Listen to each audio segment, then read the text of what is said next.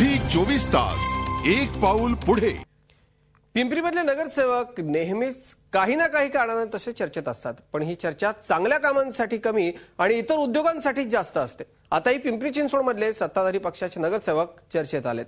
महापालिकेची बहुतेक कामं नगरसेवक त्यांच्या नातेवाईकांची नावे घेत असल्याचा आरोप शिवसेनेने केलाय। नगरसेवकांना मिळणाऱ्या 7,500 रुपयांच्या मानधनावर त्यांचा उदरनिर्वाह चालतो कसा हा प्रश्न कायमच पडतो, पण त्याचं उत्तर आता समोर येऊ लागलंय। अनेक नगरसेवक महापालिकेच्या विविध कामांचा ठेका अप्रत्यक्षपणे घेत असल्याचा आरोप शिवसेनेने केलाय। उद्यानांची देखभाल, दिवाबत्ती, भंगार गोळा करणं, सुरक्षा रक्षक पुरवणं अशी विविध कामं नगरसेवकांचे नातेवाईक आणि त्यांच्याशी निगडीत व्यक्तींची असल्याचा आरोप शिवसेनेने केलाय।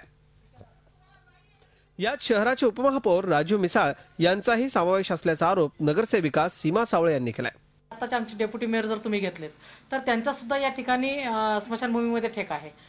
इतर अजून त्यांचे नगरसेवक किंवा भावाच्या नावाखाली किंवा बहिणीच्या नावाखाली किंवा स्वतःच्या नावाखाली असे सगळ्या नगरसेवकांनी त्या ठेकेदारी मध्ये घुसलेले आहेत आणि काही तर असे की ठेकेदारीतनं पैसे कमवून मोठे झालेत आणि ते नंतर नगरसेवक झालेत।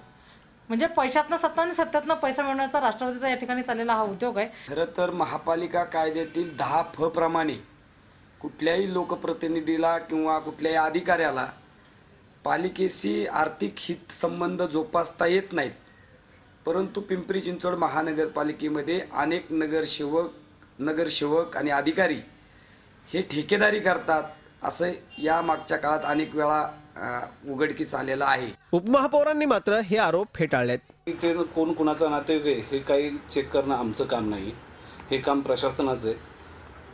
मला नाही वाटत की कुठल्या नातेवाईकाची काही ठेके असतील। आता आरोप हा आरोप आहे, तर या आरोपाचा आम्ही इन्कार करतो।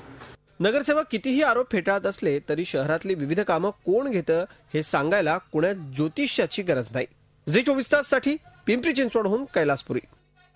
झी 24 तास एक पाऊल पुढे।